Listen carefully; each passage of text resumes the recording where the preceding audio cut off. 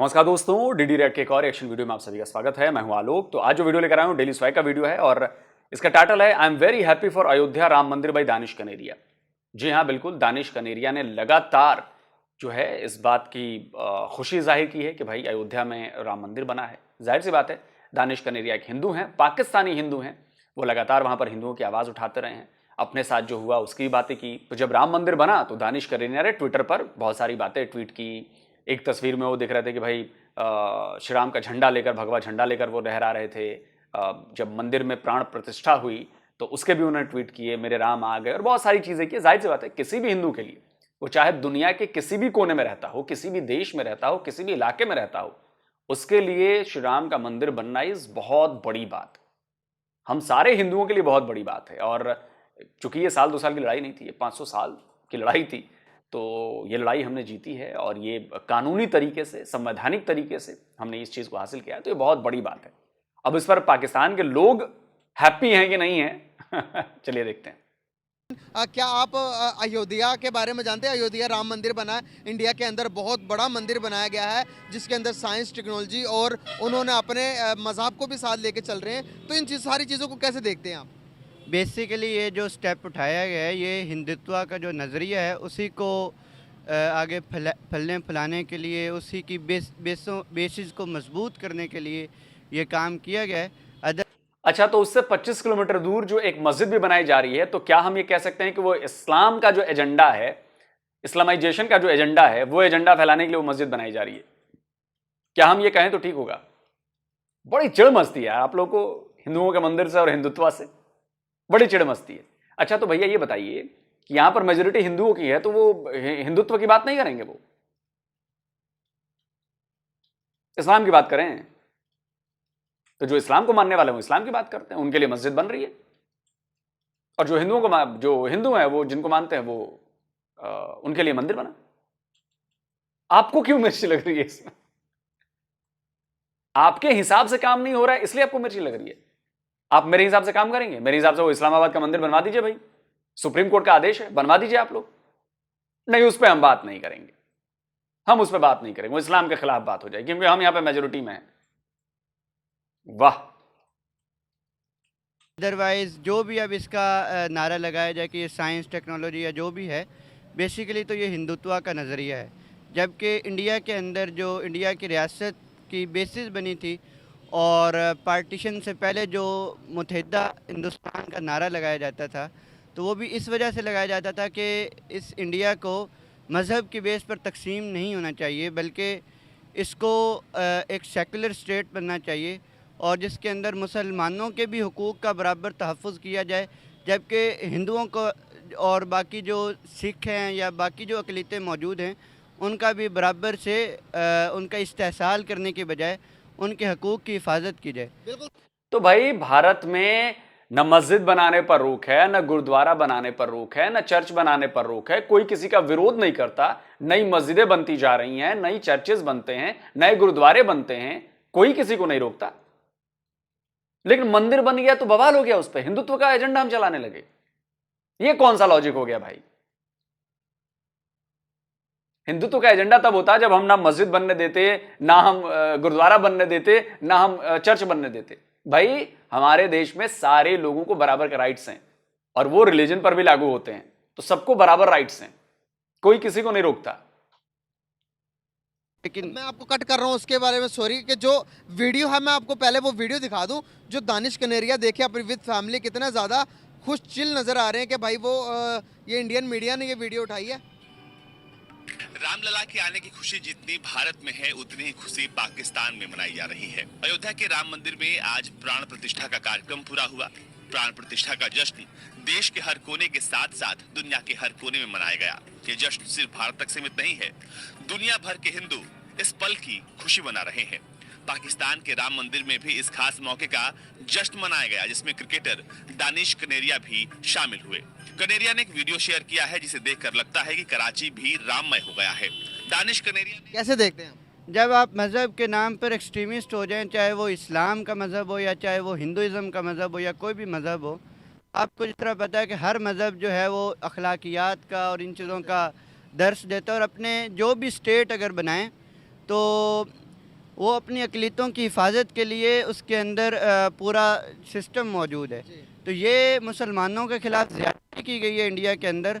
अब जो एक्सट्रीमिस्ट हैं, इधर एक्सट्रीमिस्ट हैं इस्लाम के जो, और वो इस रिएक्शन के अंदर मंदिरों को गिरा रहे हैं। इसी तरह ये जो आपने वीडियो दिखाई, ये उस पर खुशी मना रहे हैं। तो बेसिकली ये कि आप अपनी सोच को, अपने स्टेप्स को उस तक महदूद कर देते हैं कि हमारा जो हिंदुत्व है या हमारी जो क्रिश्चियनिटी है या जो हमारा इस्लाम है वही सब कुछ है, बल्कि आपको जो इस मज़हब आपकी तालीमात देता है उसके ऊपर आप अमल पैरा नहीं होते। तो दानिश कनेरिया की इस बात पर कैसे देखते हैं कि वो जश्न मना रहे हैं, वो कराची के अंदर पटाखे जला रहे हैं, कि वो कह रहे हैं कि भाई बड़ा ही अच्छा किया ये जो भी इंडिया ने किया, मंदिर बना दिया, राम मंदिर, बहुत बड़ा मंदिर, ये हमारे लिए बहुत अचीवमेंट है। तो इसको कैसे देखते हैं? देखिए, इसका आप चेहरा क्या पेश कर रहे हैं पूरी दुनिया के अंदर। ये क्या है, एक्सट्रीम पर खड़े हैं और आप अपनी अक़लियतों का इस्तेहसाल कर रहे हैं। अब इसके ऊपर अगर आप खुशी मना रहे हैं तो ये आपकी एक्सट्रीमिज़म को जो है ज़ाहिर करता है, ना कि ये किसी आपके मतलब अक़लियतों का जो मेन तहफ़्फ़ुज़ है उसको मद्देनज़र रहना चाहिए। अब मैं आपको एक मिसाल, कितनी छोटी सोच है आपकी, ये एक्सट्रीमिज्म हो गया। मतलब हम अपने धर्म को प्रैक्टिस नहीं करें, हमारी ड्यूटी है, धर्म मतलब ड्यूटी, हम उसको प्रैक्टिस ना करें। हमने तो ये नहीं कहा कि सिर्फ मेरा भगवान ही सच्चा है, बाकी तुम्हारे खुदा झूठे हैं। आप ये कहते हो, ये एक्सट्रीमिज्म नहीं है कि अपने आप को आप सच्चा बताओ और दूसरों को सबको झूठा बताओ। ये एक्सट्रीमिज्म नहीं है। हम तो ऐसा नहीं करते। हम तो कहते हैं कि आप अपने खुदा को मानो, हम अपने भगवान को मानते हैं, दैट्स इट, खत्म। हम ये तो नहीं कहना चाहते कि आपका खुदा झूठा है, हमने तो कभी ये नहीं कहा। लेकिन आप तो अजान में बार बार लाउड स्पीकर से कहलवाते हो, है कि नहीं? तो वो गलत नहीं है फिर, लेकिन हम गलत हैं। हमने मंदिर बनाया, लीगल बैटल जीती, कानूनन किया, तो हम एक्सट्रीमिस्ट हो गए। वाह। कि इज़राइल जो है उसको सिर्फ दावा उनका यहूदियों का ये है कि यहाँ पर 2000-2500 साल पहले हम आबाद थे। अब उसके बाद ईसाई आए, ईसाइयों ने यहूदियों को यहाँ से निकाला, फिर मुसलमान आए और मुसलमानों ने यहाँ पर जो इसको फ़तह किया, और पिछले 800 सालों से मुसलमान ही रह रहे थे यहाँ पर अयूबी के दौर से। तो यही चीज़ें हैं। आप जो किधर, बरसगीर में? नहीं, फ़लस्तीन के अंदर की मैं बात कर रहा हूँ। तो अब उनका भी यही नज़रिया था, जो वो अपनी यहूदियत को एक्सट्रीमिज़म पर लेकर गए हैं और आज मुसलमानों का वहाँ पर इस्तेहसाल कर रहे हैं। इसी तरीके के साथ इंडिया के अंदर भी इस्तेहसाल हो रहा है कि यहाँ पर जी पहले मंदिर था, उनका जो पॉइंट था कि यहाँ पर जी पहले यहूदी आबाद थे, तो अब हम यहूदी रियासत थी और ये यहूदियों का घर है। जबकि यहाँ पर भी इंडिया में भी वही केस सामने आ रहा है। तो बेसिकली ये जो आपकी मज़हब के ऊपर एक्सट्रीमिज़म है, इसको ख़त्म होना चाहिए, बल्कि जो सही तालीमात हैं, आपके मज़हब की जो अखलाकियात का दर्स देते हैं, उनके ऊपर अमल होना चाहिए, अमल पैरा होना चाहिए आपको। मैंने जहां पर आपकी सारी बातों का जो कैलकुलेशन निकाला, उसके मुताबिक अगर मुसलमान जो चीज़ करे वो सही है, अगर नॉन मुस्लिम कोई करे तो वो गलत है। मैंने वो ये इस तरह की चीज़ें अखज़ की, अगर मैं गलत भी हो सकता हूँ, लेकिन मैं आपको एक बात बताना चाहूँगा। देखें, हम मजबूत थे, आप सल्लल्लाहु अलैहि वसल्लम के टाइम के अंदर यरूशलेम हमारे पास था, तो हमने कहा कि भाई बहुत अच्छा, मुसलमान सबसे अफजल, सबसे ऊपर आ गए। लेकिन जब आज देखें यहूदी दोबारा स्ट्रॉन्ग हो गए, यहूदियों के पास था। अब एक और भी हमारे सिपा सलार आए थे, जिन्होंने दोबारा से सुल्तान अयूबी के टाइम के अंदर यरूशलेम हमारे पास था, क्योंकि हम ताकतवर थे। आज हम ताकतवर नहीं, वो उनके पास चला गया। दुनिया की यही बात है भाई, जब आपके पास पावर रहती है तो आपके पास हर चीज़ आपके पास रहती है। जब आपके पास पावर नहीं होती तो फिर हम पिटते क्यों हैं यहाँ पर कि भाई पावरफुल होने की ज़रूरत नहीं है कि इतना को पावरफुल बने, इकोनॉमिकल लिहाज से भी, हर चीज़ के लिहाज से, कि अगले बंदे को हम जवाब दे सकें। हुजूर, इस पर अर्ज़ ये है कि डिफरेंट रिएक्शंस हैं। आप पिछली सदी को देखें, क्रूसेड्स वार्स को देखें, तो उसके अंदर मज़हब के नाम के ऊपर कितनी ज़्यादा जंगें हुई, और फिर इस्लाम और क्रिश्चियनिटी के सिवा इनके अंदर ऑर्थोडॉक्स और जो कैथोलिक्स हैं उनकी कितनी ज़्यादा लड़ाई हुई। असल ये अर्ज़ कर रहा हूँ कि अगर आपने तारीख़ पढ़ी हो, जब सुल्तान अयूबी ने फ़तह किया था फ़लस्तीन, तो उन्होंने अपनी फ़ौज को इस बात की लूट मार की इजाज़त नहीं दी थी, जिस पर उनकी फ़ौज उनसे नाराज़ हुई थी। उन्होंने वहाँ के रहने वाले ईसाइयों को बराबर हकूक़ दिए थे, उन्होंने वहाँ का जो ईसाइयों का इस्तेहसाल नहीं किया था, उनकी जगह नहीं लूटी थी, बल्कि उनको तहफ़्फ़ुज़ दिया था और सही इस्लामी रियासत का नक्शा पेश किया था। इसी तरीके के साथ मुख्तलिफ़ जो इस्लामी जंगें लड़ी गई, एक होती है जो सल्तनतों को बढ़ाने के लिए जंगें लड़ी गई, जो ख़ुद इस्लाम से दूर थे, ऐसे मुसलमान सलातीन गुज़रे हैं, उनको एक बार आप साइड पर रख दें। जो इस्लाम के नाम पर जंगें लड़ी गई, उन्होंने इस्तेहसाल नहीं किया, बल्कि वहाँ की अक़लियतों का फ़तह करने के बाद ताकत होते हुए उन्होंने उन अक़लियतों का बराबर तहफ़्फ़ुज़ किए और उनको हुकूक दिए। तो इस कौन से हुकूक दिए हैं जरा ये बताइए। लेबनान पहले क्रिश्चियन कंट्री थी, आज 100% इस्लामिक कंट्री हो चुकी है। क्यों? मैं ऐसे आपको सैकड़ों क्या दर्जनों ऐसी कंट्रीज में बता सकता हूं जहां पे पहले रिलीजन कुछ और था, इस्लामिक इन्वेडर्स आए, उन्होंने इन्वेड किया, कब्जा किया और पूरी की पूरी कंट्री को इस्लामिक बना दिया। आप लोगों की दिक्कत यह है कि भारत के साथ ऐसा नहीं कर पाए आप, क्योंकि भारत की कौम कुछ और थी। भारत की कौम तब भी लड़ रही थी और आज भी लड़ रही है। आसान नहीं है ना। मोहम्मद बिन कासिम जब आया सिंध में, उसके बाद इस्लाम को दिल्ली तक पहुंचने में 500 साल लगे। 500 साल।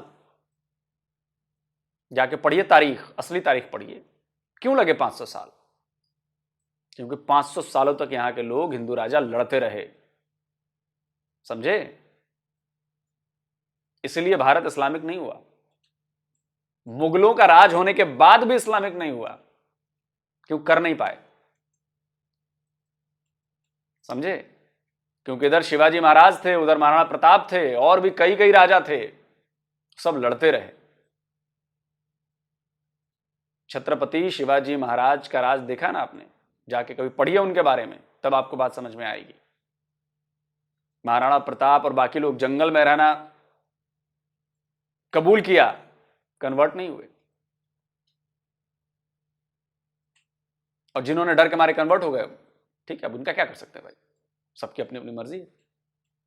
लेकिन वो रेसिस्टेंस आज भी है, इसीलिए हम हैं, वरना हमारा भी हाल लेबनान, सीरिया और इन जैसा हो गया होता। पूरी का पूरी कंट्री बदल गई।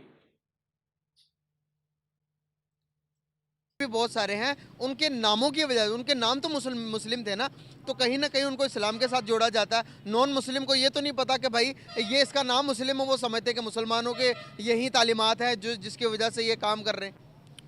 अर्ज़ ये है कि आपको इस्लाम का जो बेसिक प्राइमरी सोर्सेज हैं वो कुरान और उसकी सुन्नत, रसूलुल्लाह सल्लल्लाहु अलैहि वसल्लम की सुन्नत है, उनकी तालीमात को, उनके अमल को समझना है।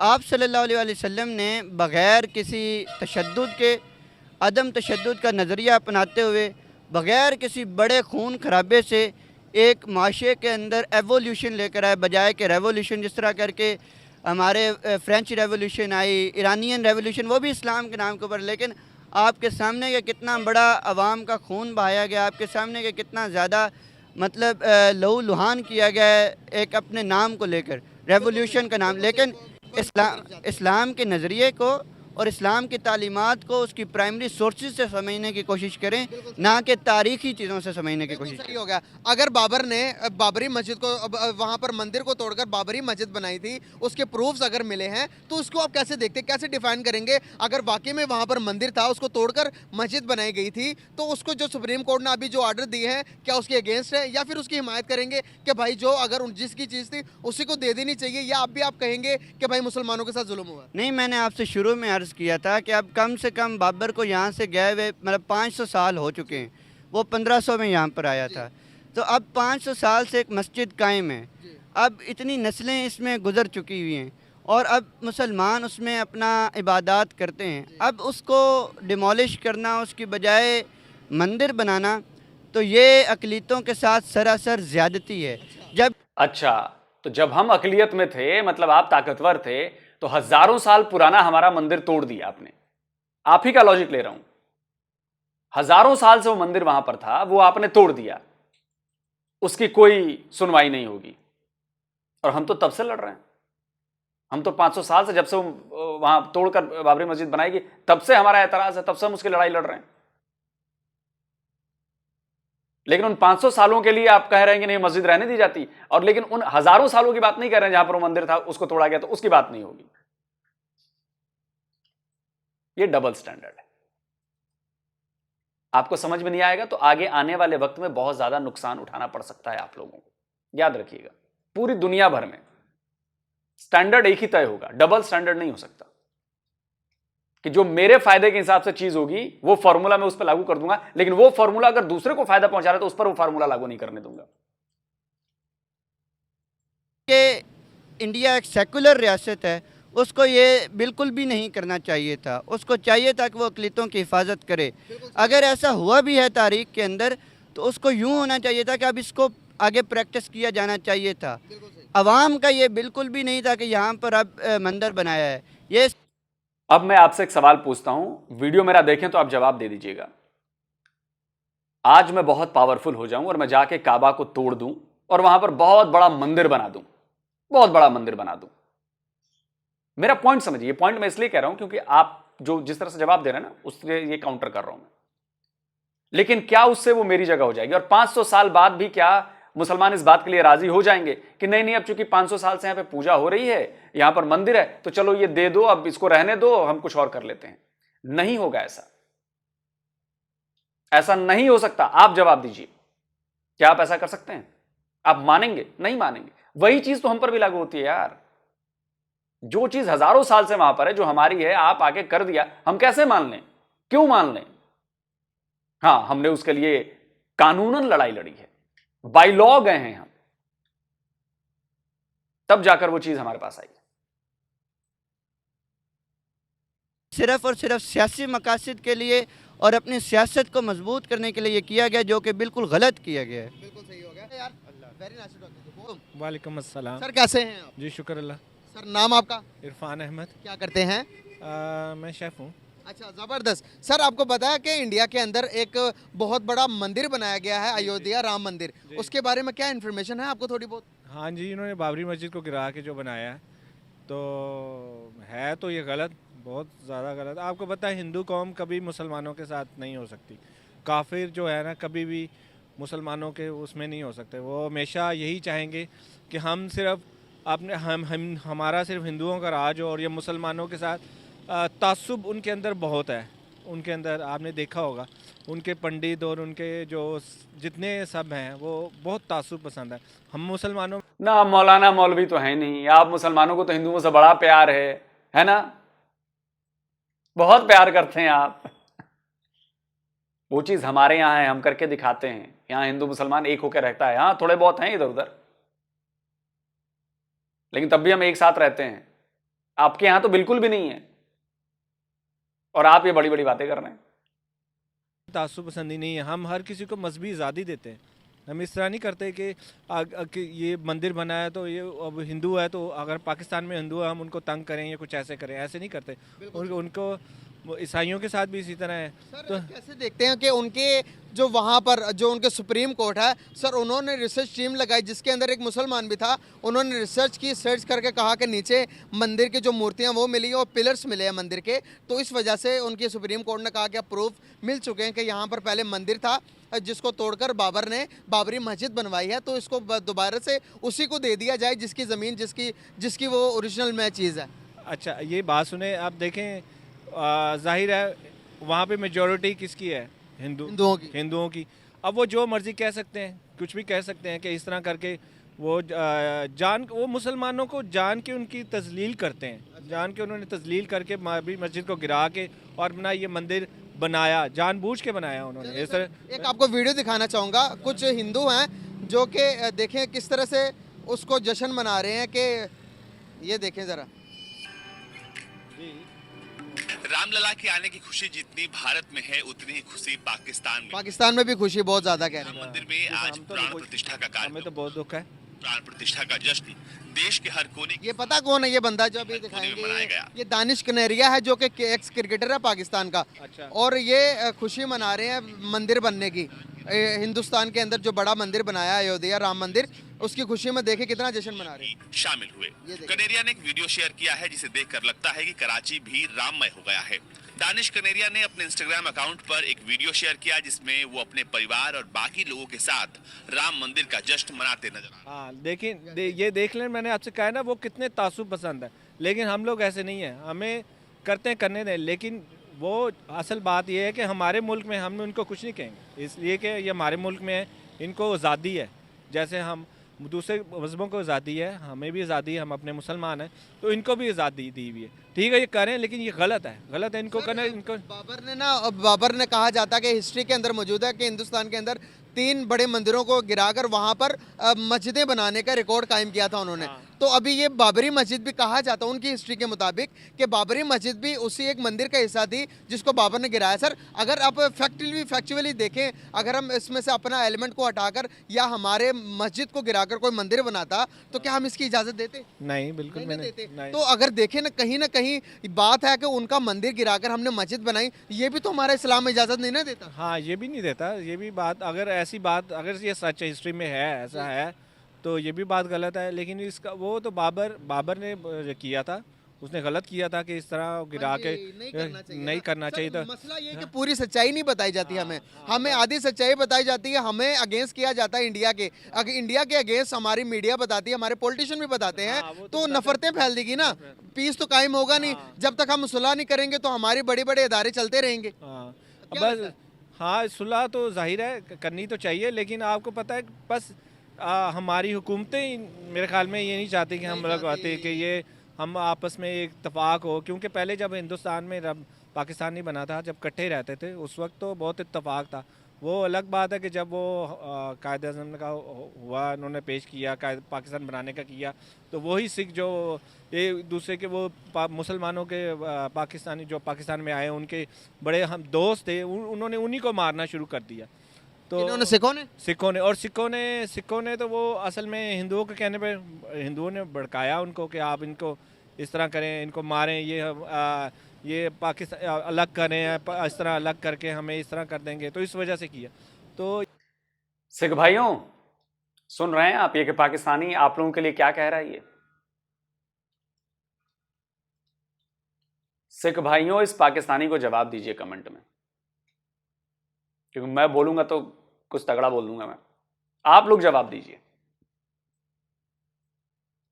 कि क्या हिंदुओं ने भड़काया सिखों को? वहां से तो सिखों को मारा ही नहीं गया पहले। जो उस तरफ वाले पंजाब में सिख थे, उनको तो फूलमाला सजा के भेजा गया ना, फिर इनको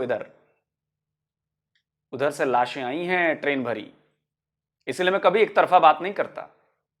मैं बात करता हूं कि इधर के भी लाखों लोग मारे गए, उधर के भी लाखों लोग मारे गए। मैं दोनों की बात करता हूं, लेकिन आप लोग एजेंडे के तहत सिर्फ अपनी बात करते हो।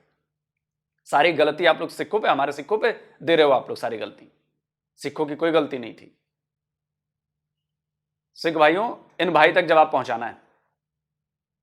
तो ये बात यही है कि कसूर तो देखें हुकूमतों का ही कसूर है, वही एक दूसरे के करीब लाती है ना। तो आपने ये पढ़ी है ना, किताबों में पढ़ेंगे ये बातें? जी जी। कौन सी किताब में? मेरे ख्याल से 11वीं 12वीं किताब में ये बातें लिखी हैं कि जब पाकिस्तान और इंडिया का बंटवारा हो रहा था तो सिख जारियाना दुश्मनों, हिंदू जारियाना दुश्मनों ने मुसलमानों का बेरहमी से कत्लेआम किया। तो सर, आपको लगता है कि किताबों के अंदर बच्चों को ये चीज़ें पढ़ाने की ज़रूरत है कि जब आप बच्चों को ये चीज़ें पढ़ाएंगे तो बच्चों के दिमाग में कोई नई क्रिएटिविटी आने के बजाय तो नफरत फैलेगी, नफरत पैदा होगी, तो क्या हम आगे बढ़ सकेंगे? दुश्मनी दिमाग में होगी तो। हाँ, बिल्कुल सही। ये असल में अब हमारे यहाँ तो अब इस चीज़ को इतना किया ही नहीं जा रहा। अब तो आपको पता है कि सिर्फ बच्चों को अब हिस्ट्री की तरफ इतनी तवज्जो नहीं दिलाई जा रही। बच्चों को इलेक्ट्रॉनिक मीडिया की तरफ, ठीक है वो भी होना चाहिए, क्योंकि वक्त के साथ साथ हमें भी तरक्की करनी चाहिए, हमें भी इस तरफ इलेक्ट्रॉनिक मीडिया की तरफ आना चाहिए, सब कुछ होना चाहिए, लेकिन अपनी हिस्ट्री को नहीं हमें भूलना चाहिए। सर, आपको पता है कि अगर हम बात करें उसकी टेक्नोलॉजिकल लिहाज से, आज इकोनॉमिकल लिहाज से, आज स्टॉक मार्केट का रेट भी निकला है, स्टॉक मार्केट के ग्राफ्स के मुताबिक, उसके स्टेटस के मुताबिक सर इंडिया दुनिया का चौथा बड़ा स्टॉक मार्केट बन गया है दुनिया के अंदर। अगर इकोनॉमी की बात करें, 5वीं बड़ी इकोनॉमी बन गई है। सर, वो डे बाय डे तरक्की करते जा रहे हैं, तो हम क्यों नहीं तरक्की कर पा रहे? वो किस तरह से तरक्की कर रहे हैं? बात फिर वही बात आ जाती है कि हमारे यहाँ सिर्फ हम एक दूसरे की टांग खींचने में लगे हुए। असल में हम ये नहीं देखते कि तरक्की हम भी उस तरफ करें। हमारा रुझान है एक दूसरे को नीचा गिराना या कुछ ऐसे करना। ये नहीं बजाय कि हम अपने मुल्क को संवारें, उसको करें। तो ये स्टॉक मार्केट इसी वजह से उनकी बढ़ी। उनकी देखें उनका प्राइम मिनिस्टर अपने मुल्क के साथ बहुत सिंसियर है। हाँ, उनके वो सिंसियर है, वो देखें इसलिए तरक्की कर रहे हैं। यहाँ पर ऐसा कुछ नहीं होता। आपको अच्छा लगा आपसे बात करके। बहुत thank you so much and very nice to talk with you. बहुत जबरदस्त। चलिए दोस्तों, वीडियो खत्म हो गया और एक आम पाकिस्तानी, अब तो मुझे पता है ना कि जवाब किस तरह से आने वाला है। और मैं जो भी पाकिस्तानी ये वीडियो देख रहे हैं वो जाकर सच्चाई थोड़ी सी पढ़ें, जाकर इतिहास खंगालें। देखिए, बाबरी मस्जिद बनी, उसके नाम से जाहिर है कि बाबर ने मस्जिद बनाई, 1524 में बनाई उसने। राम की जन्मभूमि 9000 साल पुरानी हुआ। जब फॉरेन इन्वेडर्स यहां पे आए, उन्होंने 60,000 मंदिरों को तोड़ के मस्जिदें बनाई। हाई कोर्ट ऑफ इलाहाबाद से ये चीज शुरू हुई, उसके बाद ये सुप्रीम कोर्ट में गई। सुप्रीम कोर्ट ने 90,000 डॉक्यूमेंट्स जो है एज एविडेंस 8 जबानों में पढ़े हो, तब उन्होंने कंक्लूड किया कि this was a birth place of Ram. सुन लिया आपने, 90,000 से ज्यादा डॉक्यूमेंट्स दिए गए हैं, और वो आज के डॉक्यूमेंट्स नहीं, हजारों साल पुराने डॉक्यूमेंट्स हैं। उसमें मुगल जो राजा थे उनके द्वारा लिखवाई गई किताबें थी, जो चाइनीज यात्री आए थे, ट्रैवलर्स आए थे, उन्होंने क्या लिखा था उनके बारे में, उन्होंने अयोध्या के बारे में क्या लिखा है, काशी के बारे में क्या लिखा है, मथुरा के बारे में क्या लिखा है। ये सारे सबूत हमने दिए हैं, हमने कोई जबरदस्ती नहीं की है। भाई मुसलमानों का पक्ष भी सुप्रीम कोर्ट में था, हाई कोर्ट में था, हिंदुओं का पक्ष भी हाई कोर्ट सुप्रीम कोर्ट में था, दोनों पक्षों ने अपने अपने सबूत दिए हैं। तो कैसे उन सबूतों को नकार दिया जाए भाई? कैसे वो जो खुदाई में मिले हैं, मेजोरिटी है तो कुछ भी कर लेंगे। 1000 साल पहले जाकर मुगलों की किताबों में तो हमने नहीं लिखा ना, वो तो उन्होंने ही लिखा कि हां जी मंदिर गिराए गए। कब आप लोग ये बात समझेंगे? आपका हक हक, लेकिन हमारा हक हक नहीं। वो जो काबा वाला मैंने एग्जांपल दिया है, प्लीज उसका जवाब आप लोग खुद देखिए, उससे आपको समझ में आ जाएगी बात। मतलब ये तो अजीब सी बात हो गई ना, अजीब सी बात हो गई, क्या कहें। लेकिन आपने समझना ही नहीं है, तो भाई अगर आपने समझना नहीं है तो उसका क्या कर सकते हैं। और जाहिर सी बात है, दानिश कनेरिया भी हिंदू हैं, तो एज ए हिंदू हो तो बहुत खुश होंगे, क्योंकि ये लड़ाई तब ये तो लड़ाई तब से है जब पाकिस्तान बना भी नहीं था। ये लड़ाई तो तब से है ना, जब पाकिस्तान बना ही नहीं था, पाकिस्तान नाम का कोई मुल्क इस दुनिया में था ही नहीं, तब से लड़ाई है ना ये। अब आप लोगों को लगता है कि ओहो चूंकि हम कन्वर्ट हो गए, चूंकि हम मुसलमान हैं, तो अब हमें उसका साथ देना चाहिए। सच का साथ दीजिए ऑलवेज। सच का साथ देंगे तो आपका भी जो ऊपर जिसको मानते हैं वो भी आपका साथ देगा, वरना ऐसे ही भिखारी बने रहेंगे, प्रॉब्लम में फंसे रहेंगे। मेरी बातों पर गौर करिएगा जरूर, आराम से सोचिएगा, न्यूट्रल होके। जल्द मिलता हूं एक और नए वीडियो के साथ। नमस्कार, जय हिंद।